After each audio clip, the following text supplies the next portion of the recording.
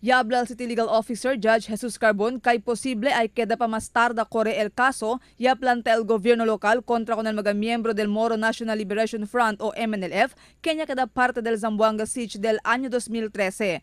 Asegun kun Carbon ay queda pa este más tarda kumpara na kaso del Maguindanao Massacre. Si Carbon niya habla esperanzao conducir pre-trial el prosecution sobre con este caso por medio del se llama teleconferencing donde ay man-testify el mga testigo aquí na syudad mientras el mag-aakusaw talya na Taguig Metro Manila y el judge talya na syudad de Pasig. Pero si Carbon niya habla ta question na con este el mag-aabugaw del cerca 150 mag-aakusaw MNLF.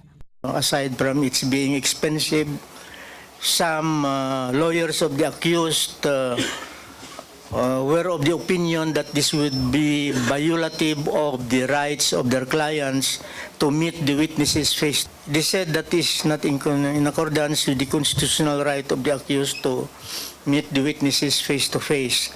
Tiyan sigun 365 mga testigo na kaso pero asigun kun Carbon ay tormenta el gobierno lokal si Aya lleva todo con estos na Manila para el pre-trial del caso. Y admiti también si Carbon que no sabe más sila ahora si donde a los demás del mga testigo.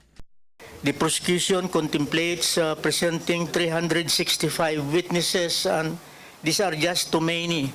That's why they would want to reduce the number of accused so that there will be lesser witnesses. There will be a problem on how to bring the witnesses to Manila. In fact, we don't know where many of them are now.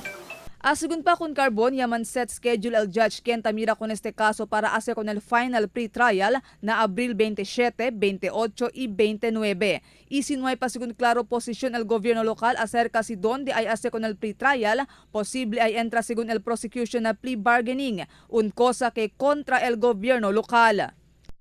But the city is not inclined to enter into this. In fact, we wrote the city mayor about this and she maintains her stand no to plea bargaining agreement. Marifita Mayo, Dateline Zamboanga.